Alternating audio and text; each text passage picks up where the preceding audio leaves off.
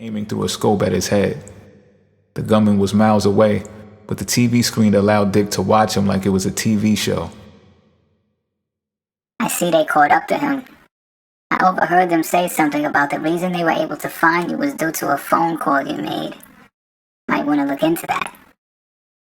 The voice was in his ear just as close as the rifle had sounded, but the female cannot be spotted in a TV screen or anywhere for that matter. All of the fright within was gone, and he looked up at the screen again and saw authorities armed in suits apprehending the would-be shooter, taking each hand from behind his head one at a time and placing them in cuffs. He felt like he passed a test of some sort, then ran back into the breathing vehicle parked on top of the dirt hill. In mid-stride before he could reach the car, he entered the warehouse or an abandoned building as the environment changed. When looking down at himself again, he saw his sleeves were a light gray with gloves to match. Before he could figure out what he was doing there, he kicked an attacker in his stomach, giving him the ability to see his boots match the rest of his uniform. His feet were light, and he wore a face mask under a hood. After finishing the combo, more attackers approached him in armor gray and black suits that looked like they were from the early 1900s. As one got near him, he drew a small, wand-like sword and shoved it into the soldier, then flipped over the soldier's back and pumped a volt of electricity into the second and third attackers, sending them flying further in the same direction he jumped towards as they screamed in pain. Out his peripheral, he saw another soldier fighting, but this one wore an olive green suit with red trimmings, also from the 1900s. His style of fighting entailed a mixture of martial arts and shooting from a Kalashnikov, which he shot multiple times up close into his enemies. He also wore a sword on his side, but did not use it when in combat. The two of them continued to fight the gray and black coats without feeling the need to communicate strategy. After the enemies were killed, the soldier in green uniform took off through the doorway to their right. Dick followed out of curiosity, and when he entered, saw the olive-skinned Caucasoid sitting on a throne, but stiffened like he was at attention. Dick heard commotion behind him and felt he was being pursued again, but instead of turning around and fight, he too sat in a throne adjacent to his ally and locked eyes with him. In that moment, another soldier crept into the doorway wearing the same gray and black gear the other combatants wore. The seated soldier spoke. "Captain Geiger of the Russian Federation Army, your status is defeated. Drop your weapons and give orders to your circuits to surrender and negotiate with the 12th House Allegiance, or your region will be subject to desecration." The enemy's strides became smaller, and despite his hands being in his pockets, neither Dick or the Russian soldier flinched. The gray coat looked angered from defeat, but disgusted when placing his eyes on Dick.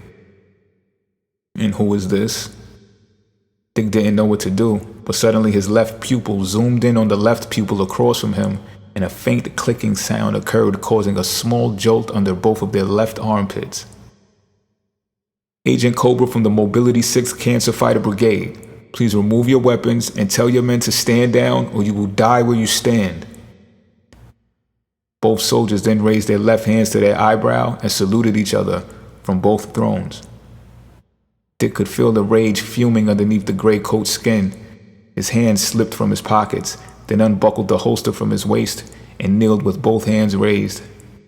Dick was unsure what just took place, but only then did it occur to him that his uniform was more modern than theirs. His newfound partner finally relaxed his posture, which made Dick follow. He looked to the left and saw the gray coat was gone, and they no longer heard any commotion in the distance. "What just happened?" Dick asked. "That, my friend, was the left-hand salute. Only those who remember it use it. Whenever you need to gain access to advanced information, look for the opening to salute." Sunlight beamed on Dick from out of nowhere, and he was mad the dream was over before he could ask more questions. He was now entering the door of a 3-storied house with a huge living room and tall ceilings. In front of him, a woman wearing a black dress to her calves was talking, but Dick wasn't coherent enough to make anything of it yet. Schools threw a set of car keys on a glass table and gestured her hands, telling Dick to make himself comfortable. She led him to the center of the living room floor and tugged him by the wrist to lay with her.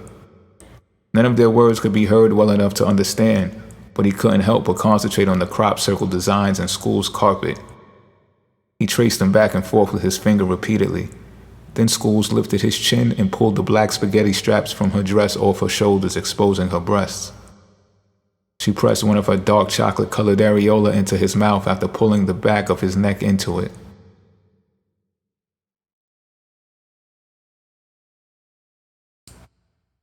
Chapter 11.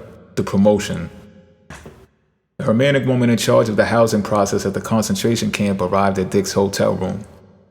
During their prior negotiations, she kept offering him apartments from the collected faction. They wanted a 1-month rent deposit based on a falsified calculation provided either by her or someone else crooked in the State Department. The woman was also okay with him signing the lease, knowing he only made 52 cents an hour. The deal would absorb all of his savings, forcing him to go back to the concentration and labor camps after 2 months in the new apartment, after his salary wouldn't be able to meet the difference. After Dick repeatedly declined her offers, she was advised to return with a sticky note with the housing director's name on it and told him she'd be ready to see him at 2 p.m. to show him an apartment from the Well-Being Society. Once there, security asked Dick to sit and wait to be seen, but that turned into a scene after 15 minutes because Dick felt the amount of time he was waiting was insulting. "Hey yo, my dude, you want to tell her to come on? I got other shit I can be doing right now." "Other shit than getting your apartment?" the security guard asked like he was also a counselor. "See, that's you not minding your business. But I'll give you a pass because you obviously don't know how these chicks operate. They in there sharing coffee and donuts, talking about their weekend and making me wait on purpose in hopes that some shit like this occurs. Go ahead and see what they doing for yourself." The security guard walked into Jen's office to remind them of their customer outside. "You got a Benjamin Byron waiting out here?" Oh, that's right. Tell him to come in, John. Why do you still have him waiting out there? Miss Williams ran the entire concentration camp and was literally snacking on some cake and coffee while asking John to escort Dick inside. "Come on, bro. My bad," he said, embarrassed by their revelation. "See, what I tell you? And how many dudes you think done killed one another over this same type of shit?" They both laughed as Dick walked inside Miss Williams' office. He was wearing new brown leather boots with 7 jeans and a cashmere sweater which made Miss Williams' jaw drop. Okay, I see you, player. Look, Jen, I told you he had swag. Look at what he's wearing today. Dick found her remark surprising because he didn't know Miss Williams looked at him like that, let alone would she voice it in a professional place of business. But Sean was right. Getting women was no problem at all for Dick. He assumed Jen was of the Cluish faith after observing the spiritual trinket she had on her desk. She swirled her watch around on her wrist purposely for Dick to see, which he found odd.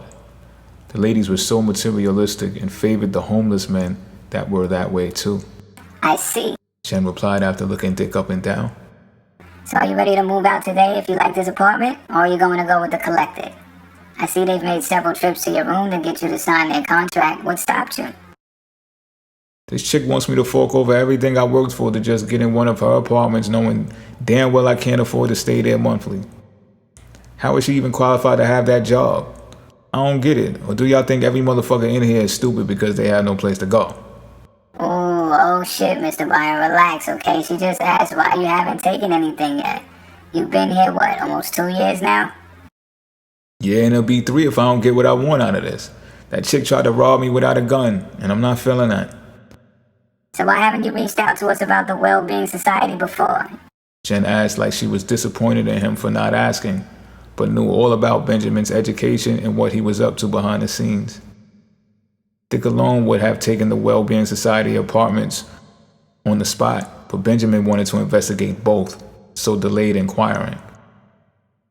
Because I just got the folder this week, I'd rather the Well-Being Society because the transfer payment is larger and it's not limited to 5 years. Like I'm supposed to go out and sell crack again just to keep up with the Joneses or something. Nah, I feel you, Jen replied. This studio apartment is $1,200. So how much will you pay a month? Dick believed that if the voucher was for $1,150, it made total sense to only pay the remaining $50 a month. And because his income wasn't a lot, he should be able to qualify for that amount. Although he didn't make enough to pay $50 a month, he knew deep inside he could legitimately come up with $50. $50 a month, he said sternly, assuming they would laugh and strike it down. Okay. Jen said with no problem as she stood. Dick liked her onion butt and liked her swag despite how out of place she seemed at first glance. I'll call my driver to take you over there right now to make sure you like it first, and if you do, it's yours.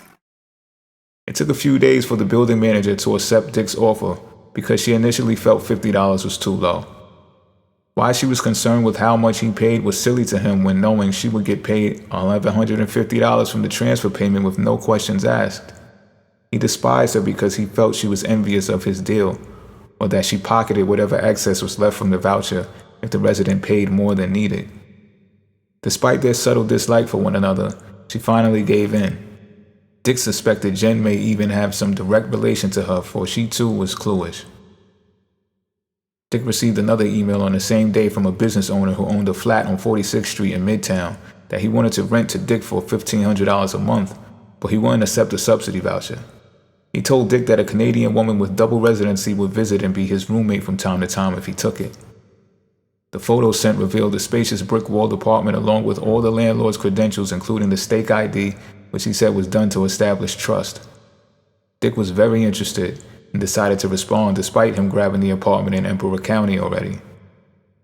He attached the necessary documents and sent it to the landlord in good faith. Upon entering his new studio, Dick breathed deeply, then sat his bags down. He didn't care how dull it was, or the fact that it had bars on the windows. He wanted the building manager to keep the bars there to remind him that only prisoners made 52 cents an hour. The laptop he possessed was more interesting to him now that he didn't feel the need to guard it from the staff and residents at the concentration camps, so he sat on a stool one of the painters must have left, then opened it on top of the kitchen counter.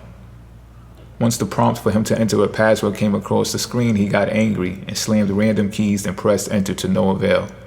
The screen went blank, but opened back up, this time with the operating system revealed and ready to go online.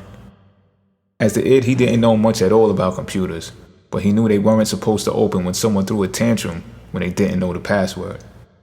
He looked around and behind him for someone or something playing tricks on him despite how ridiculous it seemed. After minutes of searching, he found out what a hard drive was and that there was nothing on it. However, there was an SD card inserted in the side of the computer that had data on it. He clicked it twice and the file opened, revealing several folders. The Dragon, They Are Real. The Attacks, Tony, Red, Schools, Mystic is Top Secret, Fiona, Question, The Sisters, Aries, Contract Independently, Letter to Dickie Bunz, Vi, Validating Inward Existence. Astrology is the answer. North Node, you're in massive debt. Scorpio, investigate, go. Women's rights, Gemini, driver's seat. Aquarius age, God, how to surrender. The amount of folders seemed endless, and the majority of them were of women, some who knew they were agents, others who were not aware yet, and some who were suspected enemies. Some of their digitized profiles had videos of them in what Dick felt were compromising sexual positions, but the profiles were arranged like advertisements or resumes. Other files were strictly research-based, but Benjamin's subjects were all women, and the dissertations were on things Dick found intoxicating. He thought there was no way the Department of Accredited would allow such studies to take place. Therefore, he believed Benjamin was operating on his own outside the faculty. Some of the recordings were crossing the line as well, especially the latest theories that were jotted down but yet to be applied. He decided he'll read the rest in detail later, but first needed to concentrate on Schools and Fiona after reading a letter addressed to him personally. Letter to Dickie Bunz. If you are reading this, and I mean you without the me part of you, the moon has arrested me on counts charged from the Aquarius age. So if you're wondering why you can't cooperate with others for shit, now you know. I don't know the exact reason why I'm in custody while typing this, but I am confident it is connected to a biowarfare attack. Look, kid, maybe in some other lifetime we were born royalty and got to do whatever we wanted, but not in this one. I thought education